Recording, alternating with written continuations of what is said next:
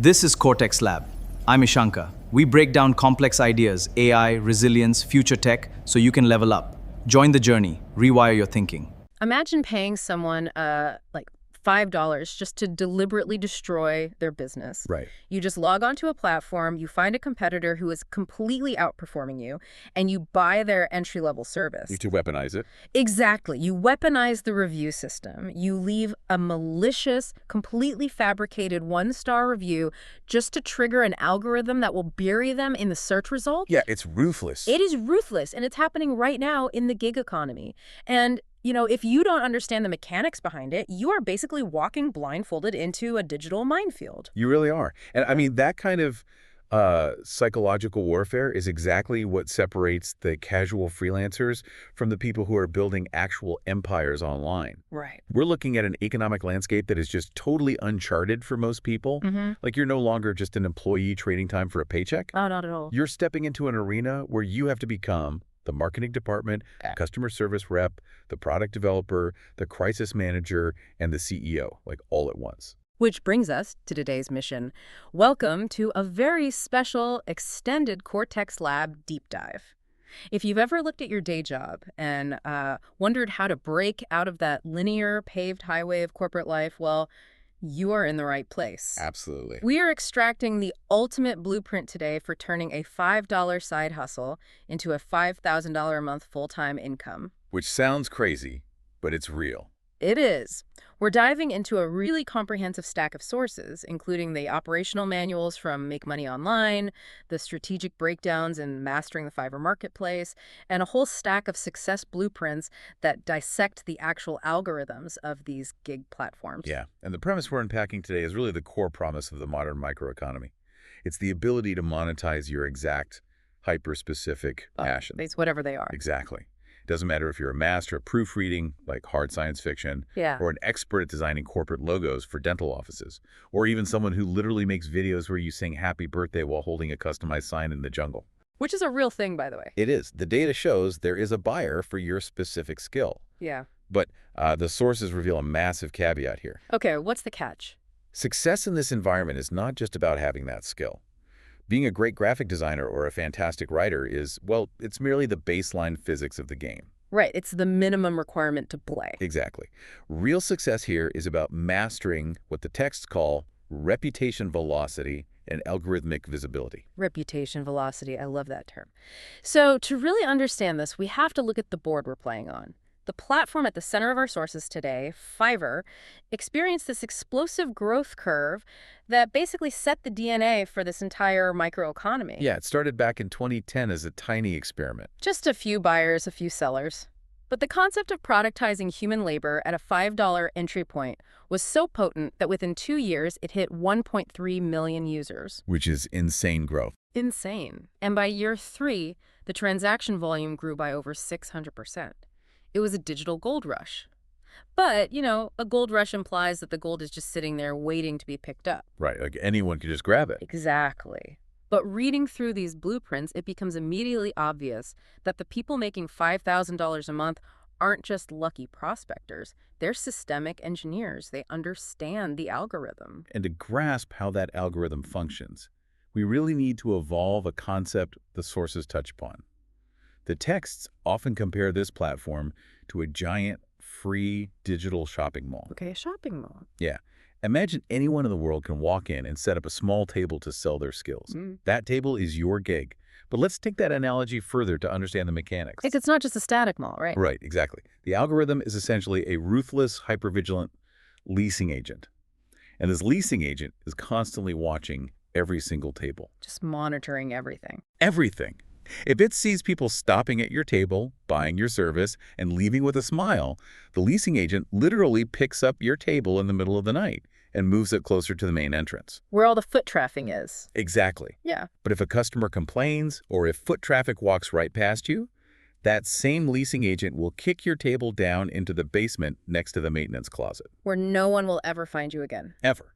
So every single action you take is being measured by this leasing agent, which makes the very first step of setting up your table incredibly high stakes, even if it feels completely mundane. Yeah, people rush through it.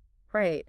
The sources point out that setting up an account takes maybe 10 minutes. You log in, you connect an email, you pick a username. But reading between the lines, that minute where you type in your username is a permanent trap. It's the first major filter where amateurs fail. Because the platform's architecture dictates that the username you choose during registration cannot be changed, like ever. Okay, so if I'm just testing the waters, trying to make an extra $20 to pay for a pizza, my instinct is just to use my gaming handle or something quick. Right, like Dark Elf 99 or something. Exactly. So what is the mechanical consequence of that down the line? Well, the consequence hits you the exact moment you try to scale. Let's trace the trajectory of a user who hastily chooses the name Blogboy99 Okay, Blogboy99. because he wants to offer a $5 gig formatting WordPress posts. For the first 6 months, it might not matter at all. Because it's just $5. Right. But 2 years later, Blogboy99 has mastered SEO optimization, content architecture, and back-end analytics. He now wants to pitch a comprehensive $500 corporate SEO writing package. To like a serious client. Exactly, to a marketing director at a mid-sized tech firm. When that director looks at the profile, the name Blogboy99 completely undermines the perceived authority of the service. I mean, yeah, I wouldn't hire Blogboy99 for a $500 contract. No one would. The buyer at the higher price tier is looking for an agency feel, or at least a highly polished professional. So you're artificially capping your earning potential because your permanent digital storefront looks like a teenager's bedroom rather than a boutique firm. Wow. So you have to build the foundation for the skyscraper you want to build tomorrow, not the tent you're sleeping in today. That's a great way to put it. That makes absolute sense. So you treat it like a serious business from day one. You pick a name like Apex Content or Sterling Designs. Yes, something that scales. Okay, so now let's look at the actual plumbing of this business, the money. If we're setting up this table in the digital mall, how does the cash actually get into my real-world bank account? And what are the structural risks involved? So the financial architecture relies almost entirely on third-party payment processors. And according to the source blueprints, PayPal is the safest and most universally integrated method. Makes sense. But the mechanism of getting paid introduces a critical, non-negotiable protocol regarding personal security. The platform operates on a strict escrow system. When a buyer orders your gig, they pay the platform upfront.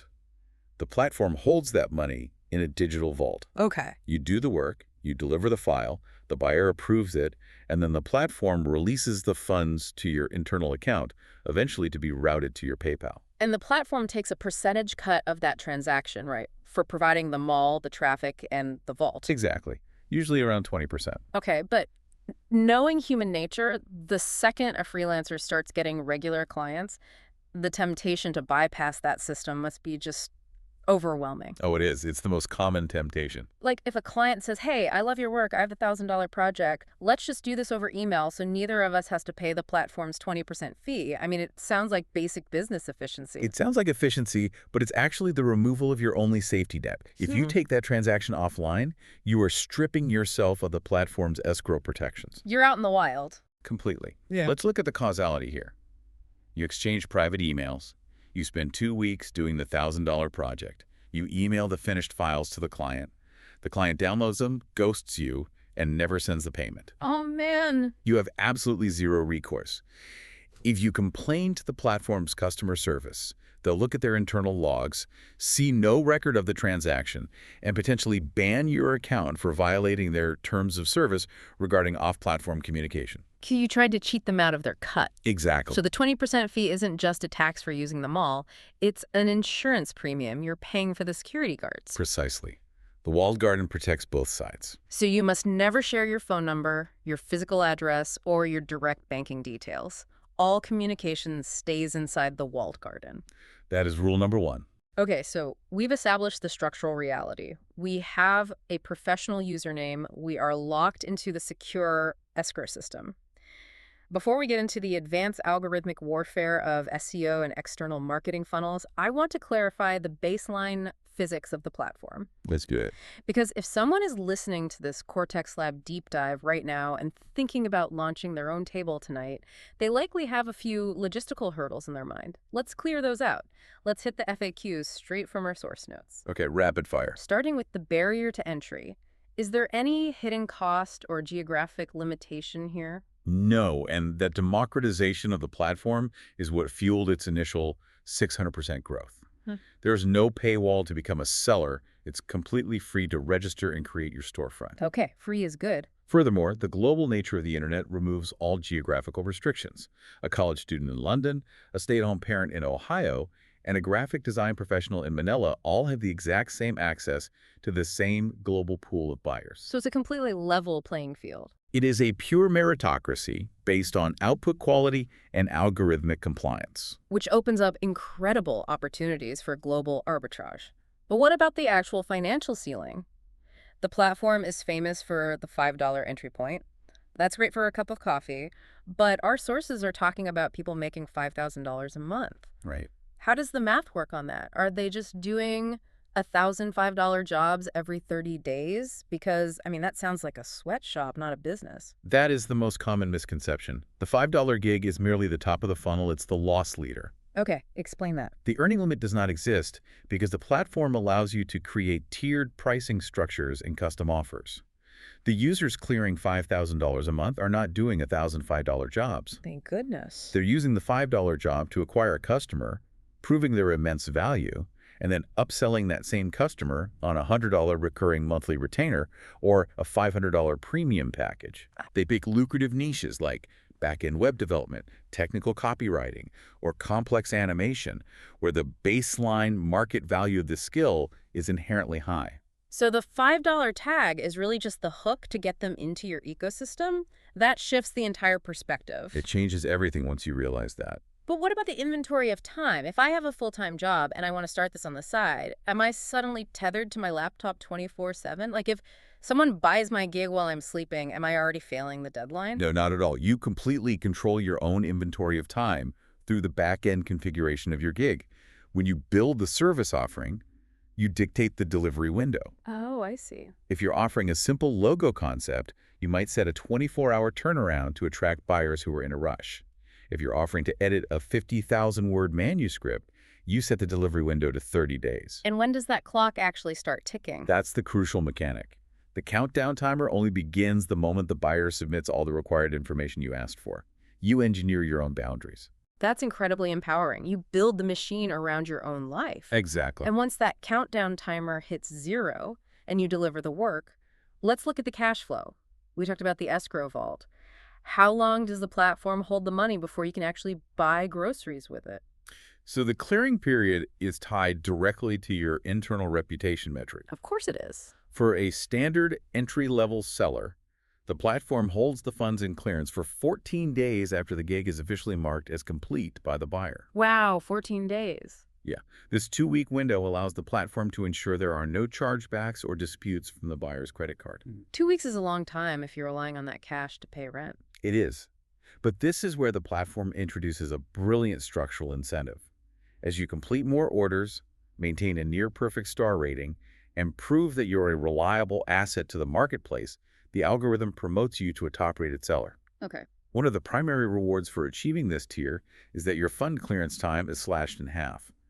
Top-rated sellers only wait 7 days to access their money. So they are literally using cash flow velocity as a behavioral modification tool. That's exactly what it is. They hold your money hostage, just long enough to make you desperate to provide better customer service so you can level up and get paid faster. It is a brilliantly designed system. It totally aligns the platform's desire for happy buyers with the seller's desire for fast liquidity. All right, the baseline physics are clear. We know how the mall works. We know how security guards operate. We know how the cash flows. Yep. But knowing the rules of the game doesn't mean you know how to win. If you want that leasing agent to move your table to the front of the mall, you need a killer pitch. You need a hook. Which brings us to crafting the irresistible gig. The sources break down the physical anatomy of what a buyer actually sees, and it is brutally concise. The architecture of a gig forces extreme distillation. You don't get a sprawling multi-page website to explain your philosophy of work. No room for a manifesto. Right. You get 3 primary components, Right. an 80-character title, a 1,200-character description, and a visual portfolio. 80 characters. That is shorter than an old school tweet. It's basically a single breath. It is very tight. And this leads to a psychological trap that I think a lot of beginners fall into. If I have only 80 characters to capture a buyer's attention, my instinct is to cast the widest net possible. Naturally. If I'm a writer, I want every single person who needs words on a page to stop at my table. So I make my title. I will write, edit, or proofread anything you need. Doesn't that mathematically maximize my potential customer base? It seems like a logical optimization, but the data from the blueprints proves it is a catastrophic error. It fundamentally misunderstands buyer psychology. Really? How so? Buyers on these platforms are not looking for a jack of all trades. They are hunting for a hyper-specific solution to an immediate pain point. Walk me through the mechanism of that buyer's journey. Why does anything fail? Okay, consider a buyer who has just spent 8 months pouring their soul into writing a hard science fiction novel about orbital mechanics. Okay, very specific. They know their grammar is a bit shaky, so they need a proofreader. They type sci-fi manuscript proofreading into the search bar. The algorithm presents them with 2 options. Option A is your gig.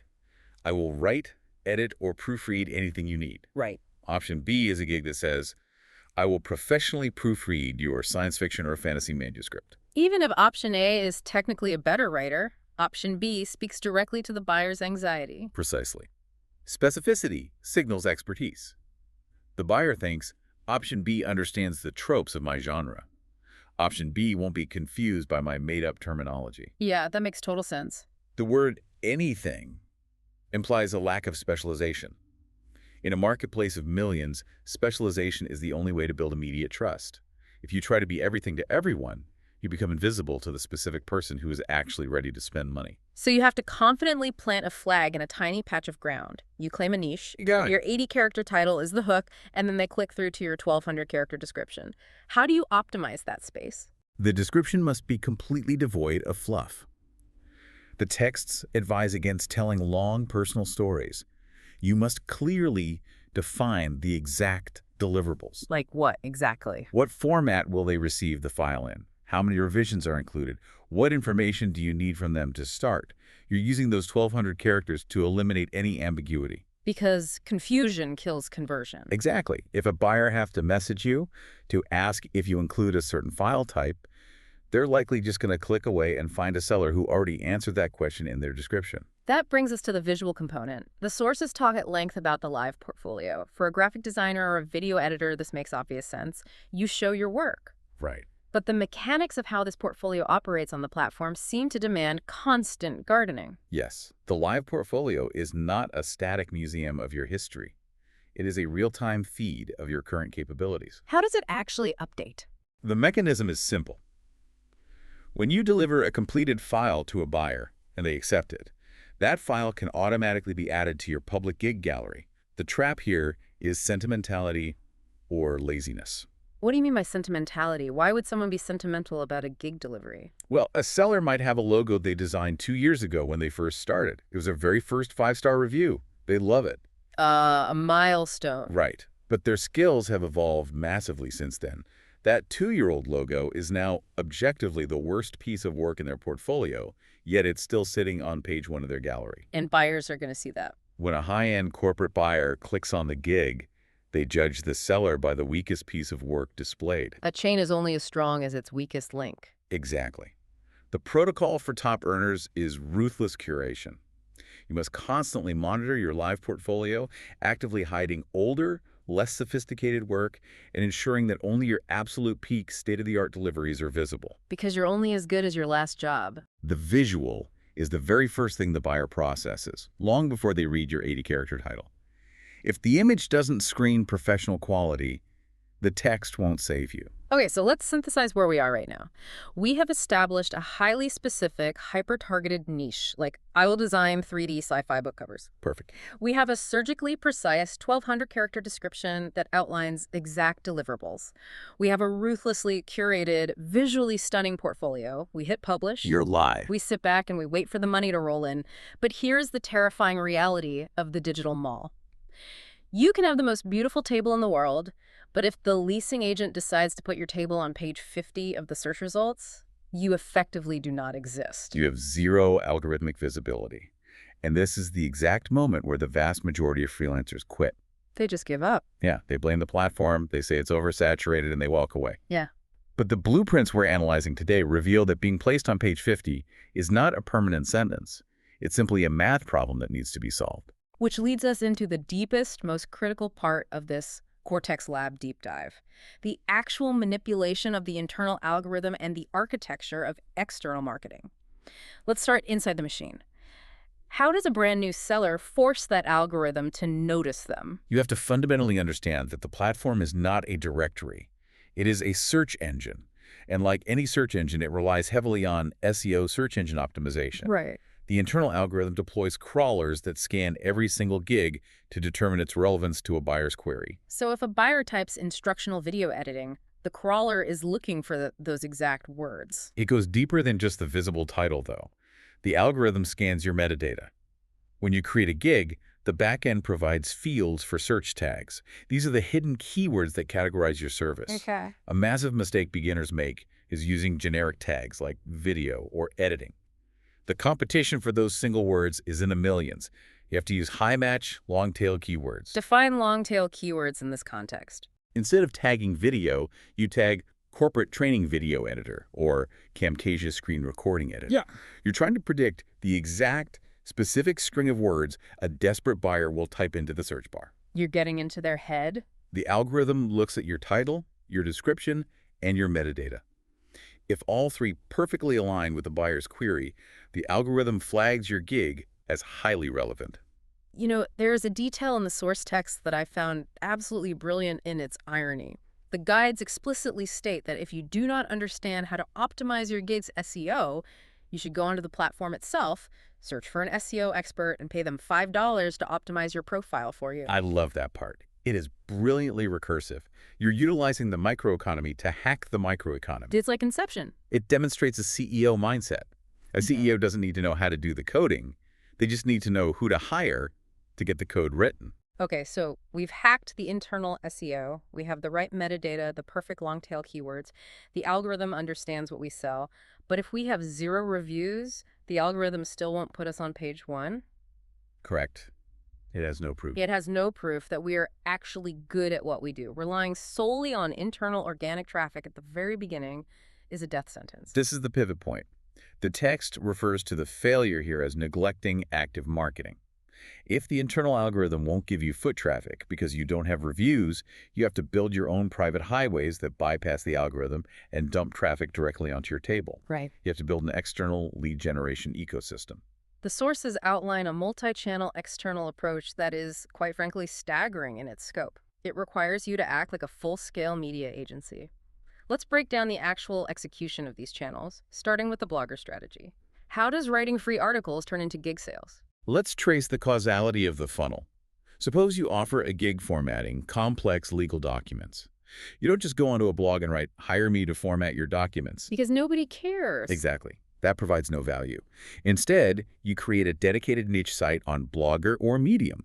You write a highly detailed 2,000-word article titled, "The 3 Fatal Formatting Errors That Will Get Your Patent Application Rejected." Oh, wow. You are targeting the exact anxiety of the buyer. Exactly.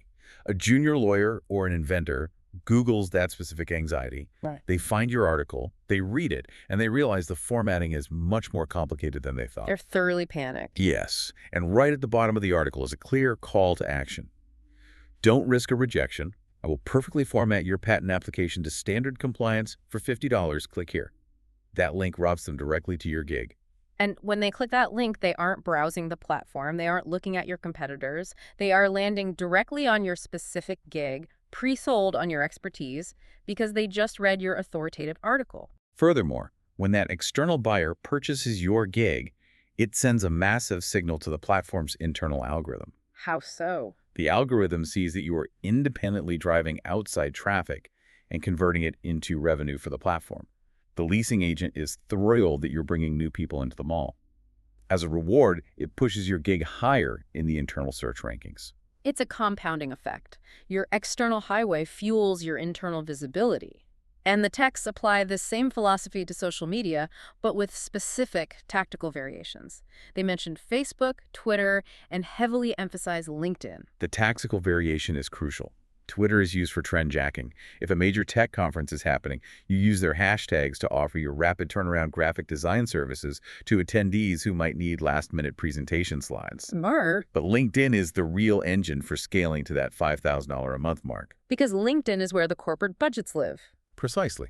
On Facebook, you might find a self-published author willing to spend $20 on a book cover once a year. On LinkedIn, you are connecting with the content director of a marketing agency who needs 5 blog posts formatted every single week, 52 weeks a year. That's recurring revenue. You structure your LinkedIn profile not as a freelancer looking for gigs, but as an outsourced, on-demand solution for corporate bottlenecks. You provide recurring value. The sources also point to YouTube as a massive conversion engine. The mechanism of YouTube builds parasocial trust. A buyer looking for voiceover work or video editing wants to see the human behind the screen.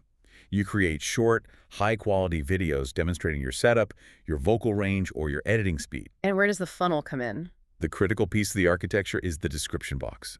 Every single video must have a frictionless funnel, a direct link to your gig, embedded in the first 2 lines of the description. Okay, so we have built the machine. We have YouTube, LinkedIn, and targeted blogs funneling pre-sold clients directly to our highly optimized gig. The order to start coming in. The fun part. Now we reach the phase of the operation that dictates whether you survive the long term. It's about securing the ultimate currency of the platform, the 5-star review. And to do that, the blueprints detail a strategy called the bonus system. The bonus system is the deliberate engineering of a psychological phenomenon called reciprocity. Break down how reciprocity functions in a $5 transaction. Let's assume a buyer pays you $5 to clean up the audio on a podcast episode. You do exactly what they asked. You remove the background noise, you balance the levels, you deliver it on time. Job done. The buyer is satisfied. They might leave a generic 5-star review, or they might just accept the file and move on without reviewing it at all, which hurts your momentum. Because you only met their expectations. You didn't exceed them. Exactly. The bonus system requires you to systematically over-deliver in a way that creates a feeling of indebtedness, reciprocity in the buyer. So you deliver the cleaned-up audio file. But attached to the delivery message, you include a note. Saying what? I noticed your intro music was a bit abrupt, so I took the liberty of adding a professional fade-in and equalization to the track as a free bonus. I also included a 10% discount code for your next 3 episodes. If you are happy with the work, a 5-star review helps my small business tremendously. Wow. So you spent maybe an extra 2 minutes adding a fade-in. But to the buyer, you just gave them premium agency treatment for $5. They are completely delighted. And a delighted buyer feels compelled to reward you. They leave a glowing, paragraph-long 5-star review. They use the discount code to buy your services again next week. It's a feedback loop. As the sources explicitly state, 1 old customer is as good as 10 new ones.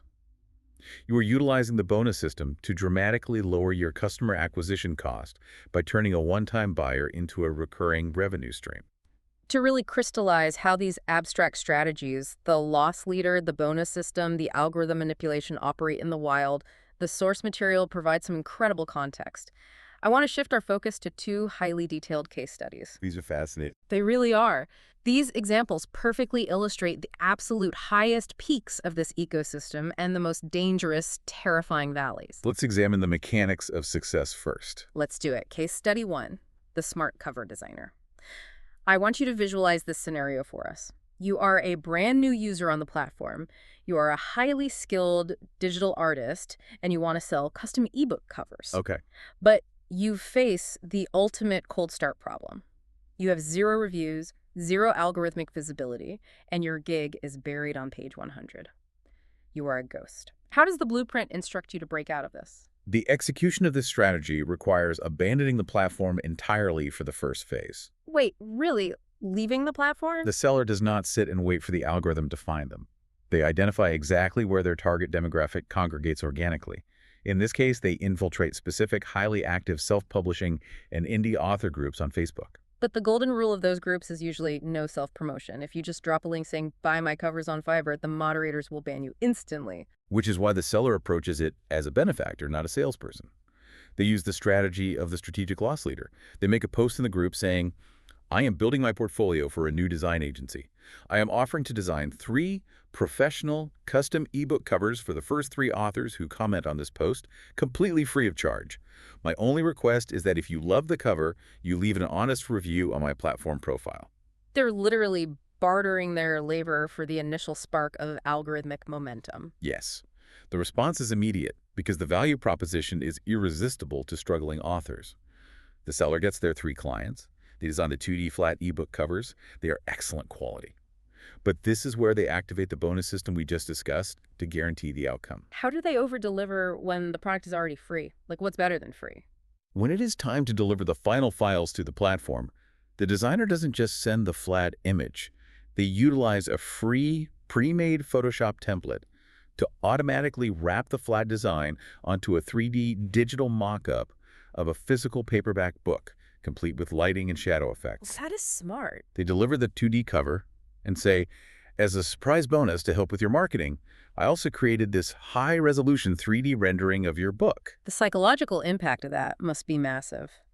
The author was expecting a free, basic image, and suddenly they're looking at their manuscript feeling like a real, tangible book. The reciprocity kicks in hard. The outcome is inevitable. The designer instantly receives 3 ecstatic, incredibly detailed 5-star reviews. Now look at how the algorithm interprets this data. Right, the leasing agent is watching. Exactly. The internal leasing agent sees a brand new table open up. Suddenly, 3 people walk in from outside the mall, walk straight to that table, buy the product, and leave perfect reviews. The conversion rate is practically 100%. So what does the algorithm do? The algorithm concludes that this new gig is highly lucrative, and it immediately skyrockets the gig from page 100 to page 1 of the internal search results. The seller manufactured their own reputation velocity. It is a masterclass in controlled ignition. They burned a few hours of free labor to permanently alter their trajectory. It works perfectly. But for every brilliant system engineer, there is someone looking for a shortcut. Which brings us to case study 2, the Amazon lawsuit. This represents the systemic risk of the platform. It is a stark warning about the consequences of algorithmic manipulation when it crosses the line from marketing into fraud. The sources drop a metric that is genuinely staggering. We aren't talking about a few people getting their accounts suspended. Tell us about the scale of the Amazon lawsuit. Amazon, one of the most powerful corporate entities on the planet, filed a massive coordinated lawsuit against 11,114 individual sellers, specifically operating on the Fiverr platform. Over 1,000 individual freelancers targeted by a corporate leviathan. What exactly was the mechanism of the fraud they were committing? These sellers recognize that the gig economy is built on reviews. But instead of providing a legitimate service to earn those reviews, they productized the review system itself. Oh no. They created gigs offering to write verified 5-star positive reviews for a client's products on Amazon for $5 a piece. They were selling fake authenticity. Exactly. And the mechanism went even darker. They didn't just sell positive reviews. Sellers would offer to write coordinated, malicious 1-star reviews targeting a client's competitors. Like the example we started with today. Yes. For $20, you could hire a swarm of fake accounts to destroy the algorithmic ranking of a rival author's book or a competitor's electronic device on Amazon. They were acting as digital mercenaries. But reading through the blueprints, the lesson here isn't presented as a moral sermon about honesty. The sources frame this strictly as a catastrophic failure of business judgment. It is a calculation of pure risk liability. The sources provide a very strict, unsentimental warning. You must maintain absolute compliance with the terms of service of both your host platform and any secondary platforms you interact with. Right. The sellers in the lawsuit thought their generic usernames shielded them. They thought ReviewMaster99 was anonymous. But when Amazon initiated legal discovery, the digital footprint exposed their real IP addresses, their PayPal accounts, and their actual identities. The legal fees alone would bankrupt a freelancer in a week. That is the ultimate point of the case study. The allure of making a quick, low-effort $5 by writing a fake paragraph is fundamentally irrational when weighed against the risk of personal financial ruin and permanent blacklisting from the digital economy. Absolutely not worth it. If a client messages you asking for a fake review or asking you to violate a copyright, you don't just decline the job. The protocol is to immediately report that user to customer support to protect your own account from being associated with their activity. You are building a real business. You cannot engage in activities that carry enterprise-destroying liabilities. That is a chilling but necessary reality check. The digital mall has severe real-world consequences. And, the structural collapse seen in the Amazon disaster perfectly tees up a broader discussion about the other, quieter traps hiding in plain sight. There are many of them. There are many ways to destroy your freelance business that don't involve getting sued by a multinational corporation. Most freelancers don't fail because of lawsuits. No. They fail because of silent, systemic operational errors. Which is why we've put together a special bonus segment for this extended Cortex Lab deep dive. We combed through the section of the blueprints titled The Essential Guide to Navigating Common Fiverr Mistakes, to pull out the most fatal yet common errors freelancers make. Let's call this segment What Most People Get Wrong. These are the psychological and operational pitfalls that derail even highly skilled individuals. Let's start with mistake number 1 from the guide, which is entirely psychological. The overnight success delusion. This is a byproduct of survivorship bias. You log onto the platform, you see the top earners with 5,000 reviews making incredible money, and you internalize the belief that if your gig is good, you should be experiencing that level of volume by week 2. And when week 2 arrives and you've made exactly $0, the cognitive dissonance crushes you. The sources explicitly warn that having unreasonable expectations of rapid results leads directly to immense pressure, anxiety, and inevitable burnout. The mechanism of failure here is that the seller quits right before the algorithm actually has enough data to start testing their gig. So what is the operational fix for this psychological trap? How do you stay in the game? You must replace the delusion of overnight success with reasonable, written, achievable micro goals. You don't aim for $5,000 a month. You write down, Goal 1, get 1 external click on my gig link this week. Goal 2, convert 1 sale. Goal 3, earn my first 5-star review. Small wins. Yes. Ticking off these micro milestones builds sustainable psychological momentum. You approach it as a multi-year marathon of compounding interest, not a lottery ticket. That shifts the mindset from anxiety to execution. Okay, let's look at mistake number 2. The guide calls it biting off more than you can chew, which is fundamentally about overcommitting. Now, I have to admit, I heavily relate to the temptation here. We all do. Let's say I finally get my SEO right. My table is moved to the front of the mall. Suddenly, I wake up to 12 separate orders in my inbox. My instinct is to scream, yes, and accept all of them immediately because I'm staring at actual money. And that instinct triggers an operational death spiral. Yeah. Let's trace the mechanics of what happens next. You accept 12 orders that require 40 hours of labor, but you only have 15 hours available this weekend. Right. Panic sets in. You realize you cannot meet the deadlines. So you start rushing, you cut corners, you deliver sloppy, unpolished work just to beat the countdown timer. Because missing the deadline hurts your metrics, right? Yes, but delivering terrible work is far worse. The client receives the rushed file. They are disappointed. They leave a 2-star review detailing the poor quality. The internal leasing agent sees that 2-star review, flags your gig as declining in quality, and immediately demotes you back to page 50.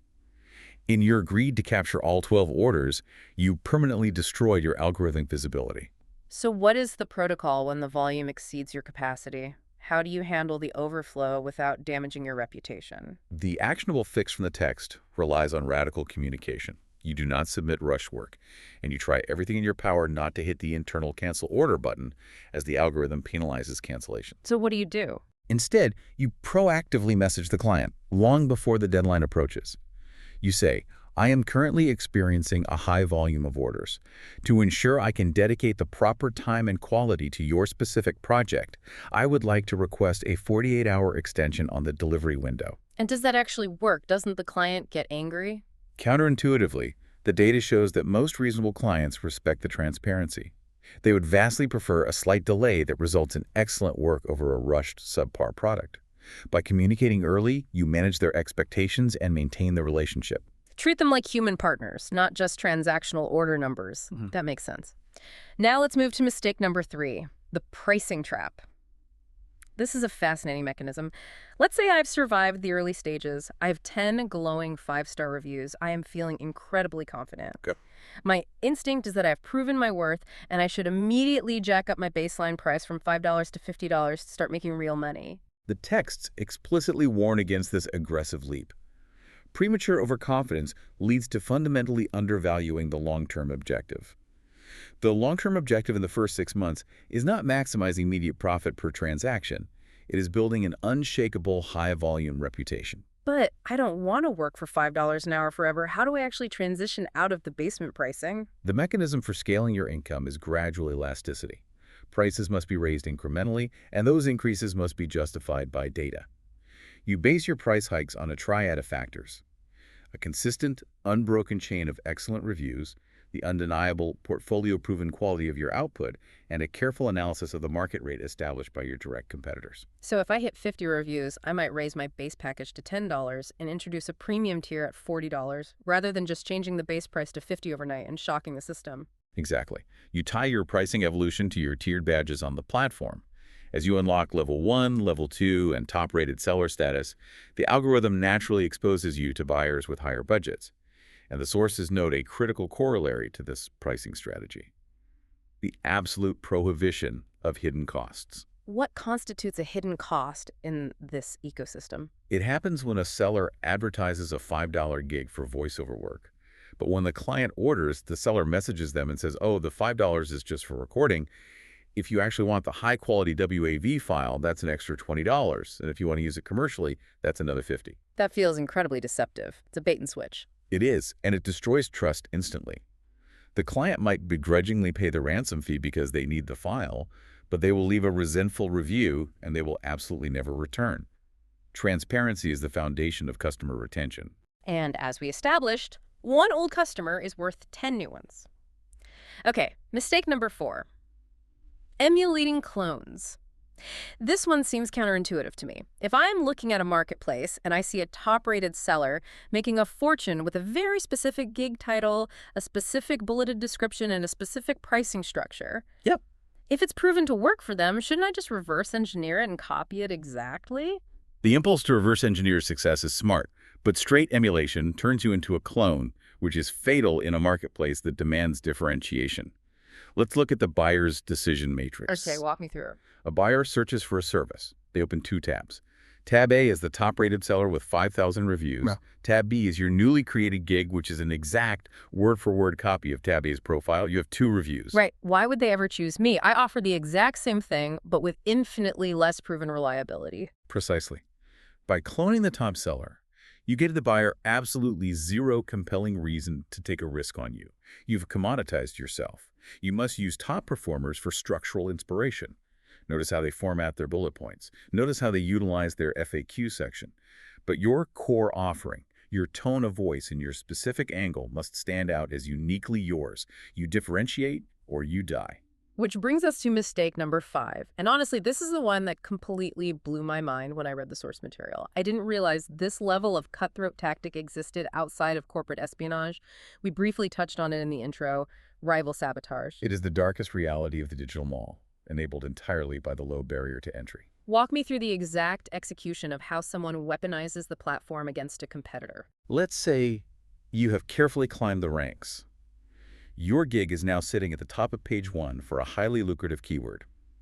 The seller, who used to be in that spot, has been pushed down to page 2, and they are losing hundreds of dollars a week because of you. They decide to eliminate you. Because your baseline package is only $5, it is incredibly cheap for them to execute an attack. They create a fake buyer account, or they just use their own? Often they just use an alternate account. They purchase your $5 gig. They provide vague or impossible instructions. You try your best to deliver the work. The moment you deliver it, they reject it, claim the quality is abysmal, and leave a scathing, highly detailed 1-star review warning all future buyers to stay away from you. They just spent $5 to detonate a bomb inside my algorithm. That is incredibly toxic. If the leasing agent sees that, I'm getting demoted. How on earth do you defend your table against an attack like that? The defense protocol requires constant vigilance and vetting. You cannot treat every order blindly. When a new order comes in, especially one that feels hostile, vague, or overly demanding from the very first message, you must investigate the buyer's profile. What am I looking for? You check if that buyer account also operates as a seller. If you sell whiteboard animation and you click on the profile of this difficult buyer and see that they are also a seller offering whiteboard animation, you have identified a saboteur. It's the smoking gun. Exactly. The protocol is immediate escalation. You do not deliver the work, and you do not engage in an argument with the rival. You take screenshots of their profile, you document the interaction, and you report them directly to the platform's trust and safety team.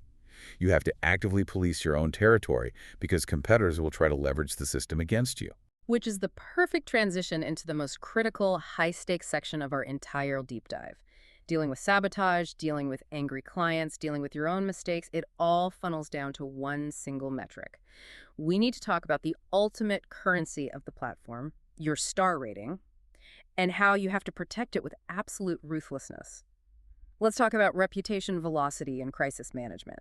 The star rating is the engine of your entire business. It is not a vanity metric, it is the structural integrity of your storefront. The sources outline a very specific mathematical threshold that every seller must be aware of. It's the 4.5 average rating. If a seller's aggregate score dips below 4.5 out of 5, what are the mechanical consequences? It is effectively a shadow ban. The platform's algorithm is designed to protect buyers from poor experiences. If your average falls below 4.5, the internal leasing agent concludes that you're a liability to the platform's reputation. Your gig is immediately stripped of its search visibility. You lose your tiered seller badges, the organic foot traffic stops entirely. So a single bad review isn't just a blow to your ego, it is an existential threat to your cash flow. If you are sitting at a 4.6, one bad interaction can push you off the cliff. How do the top earners, the ones clearing $5,000 a month, navigate the inevitable reality of an angry client? The crisis mitigation protocol follows a strict hierarchy of actions. The very first step is de-escalation through radical service. If a client expresses dissatisfaction, you do not argue, you do not get defensive. You immediately apologize for the friction and offer to revise the work completely free of charge until it precisely meets their expectations. Even if the client is factually wrong, even if they change their mind about what they wanted after you did the work. Yes. Top sellers will swallow their pride and bend over backwards here, performing hours of unpaid revisions. The goal is not to be right. The goal is to protect the algorithm. Once you have successfully revised the work and the client is finally thrilled, you delicately utilize the platform's resolution center to politely ask if they would consider updating their review to reflect the final positive outcome. You essentially try to put out the fire by smothering it with exceptional customer service. But let's look at the worst-case scenario. We have all encountered the impossible client, the person who will never be happy no matter how many revisions you do. They are hostile, they're unreasonable, and you can see that devastating one-star review coming down the tracks like a runaway freight train. You know it is going to push you below the 4.5 threshold. What is the final lever you can pull? This is where the platform architecture offers a fascinating, albeit painful, feature. It requires a highly strategic, almost cold-blooded mindset to deploy. It is the nuclear option, force canceling. Walk us through the exact mechanics of force canceling an order. If all mitigation has failed and a one-star review is completely inevitable, the seller has the unilateral ability to access the resolution center and forcefully cancel the active order before the review can be posted. But wait, let's look at the financial reality of that. If I force cancel the order, the money in the escrow vault is refunded to the buyer. I don't get paid for any of the work I just did. If it was a $100 project that took me 10 hours, I just lost $100 in a day of my life. That's correct. You suffer a total financial loss on that transaction. Furthermore, the source texts note that the algorithm does track cancellation rates. A high cancellation rate will negatively impact your internal metrics over time. So why on earth would a top seller execute this option? Because it is the ultimate strategic sacrifice. By taking the financial loss and forcing the cancellation, you completely sever the contract. And when the contract is severed, the buyer is technically locked out of the system. They are entirely prevented from leaving a public review on your gig. Yeah. You are sacrificing the battle to win the war. That is profound. You are literally buying your own reputation back by eating the cost of your labor. You burn the $100 today to prevent a permanent one-star scar that would destroy your ability to make $5,000 next month. It demonstrates exactly how valuable that rating is. The rating is your real capital. The cash is just a byproduct. If we synthesize this entire journey, it is remarkable how interconnected all these mechanisms are. Moving from grinding out $5 loss leader gigs to selling high-margin premium service tiers is an evolutionary process. You only survive the early stages if you aggressively defend your reputation, if you utilize the bonus system to engineer reciprocity, if you build external funnels to bypass the internal algorithm, and if you are willing to pull the nuclear option when a saboteur attacks. It is a game of relentless optimization. You start at a tiny invisible table in the basement of the mall. You use external blogs to drag your first few customers down there. You give away free 3D mock-ups to make them smile. The leasing agent notices, moves your table to the first floor. You refine your long-tail keywords. You level up to a top-rated badge. You double your prices. Eventually, you aren't running a table. You're operating a massive, highly visible digital storefront that functions on autopilot. It's an incredible blueprint. We have covered a massive amount of technical and strategic ground today. We started with the foundational trap of the permanent username and the absolute necessity of the escrow security system. We explored the psychology of the 80-character title and why the anything trap is fatal. We unpack the heavy machinery of the platform, how to manipulate internal SEO with metadata, and how to construct external lead generation ecosystems through Blogger and LinkedIn.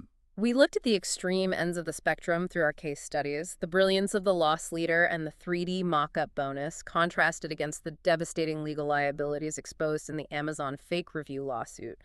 And we detailed the ruthless crisis management required to defend your 4.5 rating threshold. It is a comprehensive operational manual.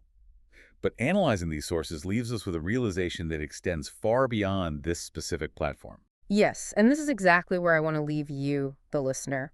When we think about the gig economy, the common narrative is that it's just a digital gig board. I write a blog post, you give me $20. A simple exchange of labor for cash. But if you look closely at the architecture we've dissected today, it reveals a much more profound reality. These platforms are not just marketplaces. They are hyper-accelerated training simulators. The individuals who survive and scale to that $5,000 tier are inadvertently receiving a world-class education in digital commerce. They are mastering search engine optimization, customer acquisition costs, pricing elasticity, crisis communication, and brand positioning. They are becoming one-person algorithmic marketing agencies. Exactly. And that leads to a final provocative thought for you to mull over as you go about your week. I want you to look at your current job right now. The tasks you perform every single day on that paved, predictable highway. How much of your current specialized skill set could be isolated, optimized, packaged, and scaled using these exact same algorithmic principles? Are you sitting on a $5,000 a month skill without even realizing it simply because you've never thought to productize it and put it on a digital table? The tools to navigate the ocean are there. You just have to build the ship. It is a fascinating proposition. Yeah. And one that requires a complete shift in how we view our own professional value. It really is the ultimate paradigm shift. If this session sparked an aha moment for you, if you suddenly realized how you could package your own expertise and manipulate these algorithms to your advantage, make sure you subscribe to Cortex Lab. We produce these extended, highly detailed deep dives because we want to hand you the actual blueprints to the digital economy, not just the surface-level summaries. Check out the affiliate link in our show notes to set up your account and get started on your own journey setting up your table in the digital mall. Join us next time as we continue to unpack the knowledge you need to stay ahead of the curve. Thanks for listening.